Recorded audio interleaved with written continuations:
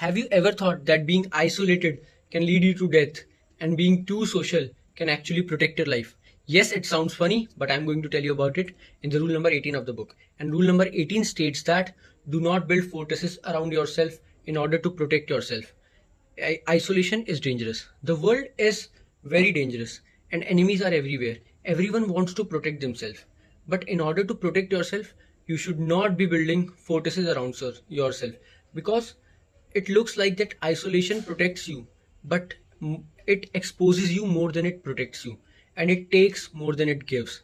So if you are being isolated, you are becoming a very miserable target to your enemies. Basically, you have no ears left. You are not listening. You don't have current information, current affairs. You don't have those information, vital informations, that who is plotting what against you. So you should not be isolating yourself if you are a person in power.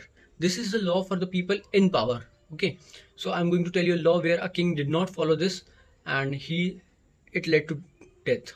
So basically, there was a king in China in 220 to 210 BC.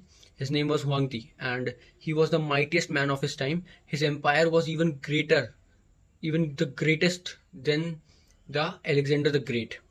But his only drawback was that he used to isolate himself from the people so that they do not know anything about him. But he thought that not giving information makes him stronger than them. But it was not like that. Being isolated, he was cutting off himself from the valuable information, from the valuable enemies that are getting plotted, that are talking against him.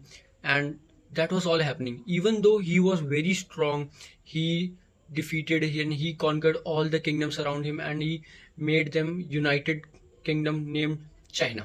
But he was he was too isolated. He built a very massive palace who had 270 pavilions, and they all are connected through underground passageways. And he used to sleep in on every day he used to sleep in different room in the 270 pavilion palace.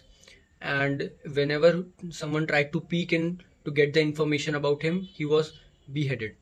And once there was a trip and he went on it and he never came back. I mean, he was dead, and he was brought, his dead body was brought, but nobody in the realm knew that he was dead, because his body was brought to, you know, it was covered with fish, so that the corpse doesn't stink, and nobody gets to know that the king is dead.